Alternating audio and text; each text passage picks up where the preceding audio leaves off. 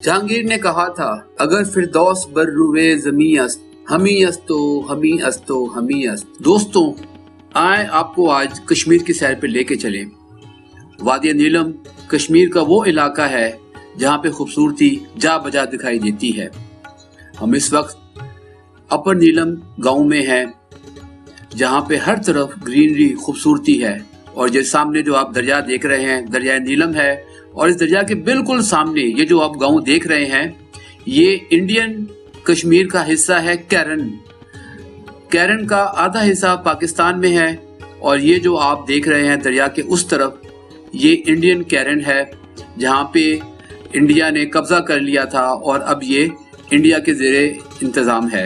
ये दरिया नीलम है और दरिया नीलम के उस पार चंद फीट के फासले पर ही जो इलाका नज़र आ रहा है वो इंडियन कैरन का इलाका है।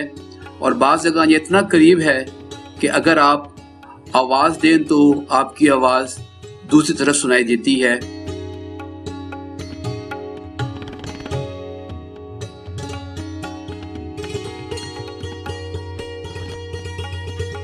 ये पानी दरिया नीलम का ये दराज सेक्टर से आ रहा है। दरिया नीलम वहां से निकलती है और दरिया नीलम का दूसरा नाम दरिया किशन गंगा है। दरिया के उस तरफ इंडियन ऑक्यूपाइड कश्मीर है और इस तरफ पाकिस्तानी आज़ाद कश्मीर।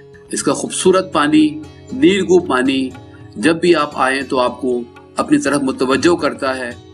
पाकिस्तानी कैरन से 1 घंटे के फासले पर दवारियां का गांव आता है और उस दवारियां के गांव से फिर आगे एक ट्रैक जो कि जीप के जरिए आप वहां पे जा सकते हैं, जो कि आपको इवेंचुअली लेकर जाता है रत्ती गली लेक पे।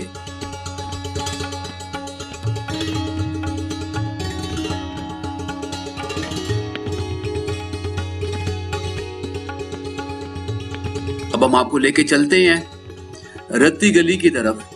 रत्ती गली लेक एक इंतहाई खूबसूरत इलाका है, एक इंतहाई खूबसूरत झील है, जिसके जाने के लिए आपको एक दुश्वार गुजार सफर तय करना पड़ता है। रत्ती गली जाएं तो सबसे पहले आपको एक छोटी लेक पड़ती है और उसके ऊपर जाएं तो फिर ये रत्ती गली इतनी खूबसूरत लेक है। और इसके इर्द गिर्द जो ये पहाड़ हैं, इनका कलर बिल्कुल रेड है और इसी वजह से इसका नाम रत्ती गली कहा जाता है।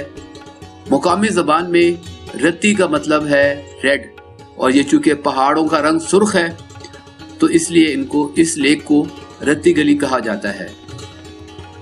ये एल्पाइन लेक है और इसकी ऊंचाई 12,000 फीट से ज़्यादा है। यही वजह है कि जब आप यहाँ पे जाएं तो यहाँ पे ऑक्सीजन का लेवल बहुत कम हो जाता है और आपको इसका बहुत ख्याल रखना पड़ता है।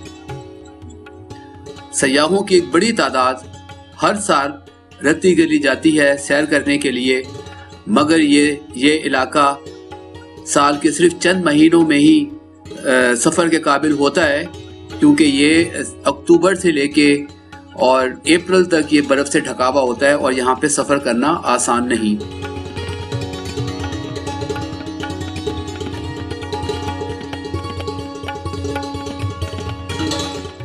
इस रत्ती गली का पानी इर्द गिर्द के पहाड़ों पे मौजूद बर्फ़ के पिघलने से जमा होता है और एक इंतहाई खूबसूरत झील है। और मैं ये समझता हूँ कि ये पाकिस्तान के चंद खूबसूरत तरीन झीलों में से एक है। इन पहाड़ों की ऊंचाई 18,000 फीट तक जाती है और ये वो छोटी लेक है जो रत्ती गली जाते हुए आपको रास्ते में नज़र आती है। और ये इसका पानी रत्ती गली की झील से ही निकलने वाला पानी यहाँ पे जब वो ओवरफ्लो होता है तो यहाँ पे जमा हो जाता है।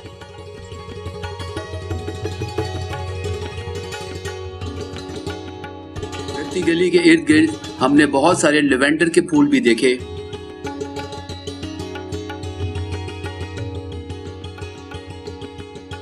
ये फिर दरिया नीलम के कुछ मनाजिर हैं।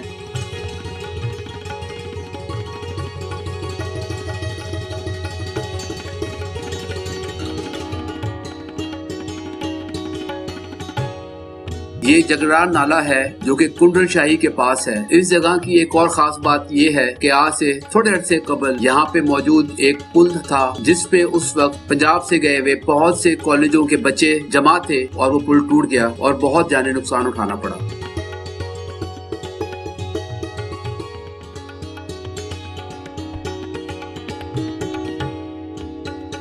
اور یہ بھی خوبصورت گاؤں ہے، اور یہاں کا جو آرکیٹیکٹ ہے یہ کشمیر کا مخصوص آرکیٹیکٹ ہے۔ یہ اتنے خوبصورت گرین پہاڑ ہیں کہ اوپر تک جنگلات سے ڈھکے ہوئے ہیں، اور یہ جو ان کی لکڑی ہوتی ہے یہ بہت ہی پائیدار ہے اور یہ مختلف فرنیچر سازی میں استعمال ہوتی ہے۔ یہ پھر وہی علاقہ ہے انڈیا کے زیر نگر کشمیر کا، دریا نیلم میں جا بجا دریا کے اس پار انڈیا ہے۔